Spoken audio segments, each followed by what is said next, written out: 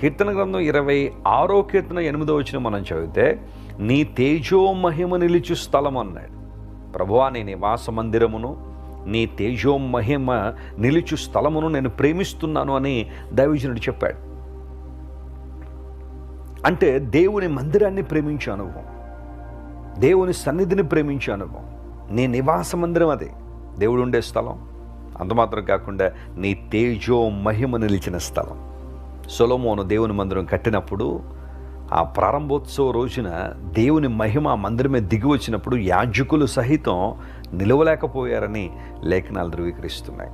దేవుని మహిమ ఉన్న స్థలం అది, తేజో మహిమ నిలిచే స్థలం అది. ఆ తర్వాత 36వ కీర్తన 8వ వచనం మనం చదివితే అందులో ఏముంటుందో తెలుసా? నీ మందిరం యొక్క సమృద్ధి వలన వారు సంతృప్తి పొందుచున్నారని. దేవుని మందిరంలో ఏముంది? సమృద్ధి ఉంది.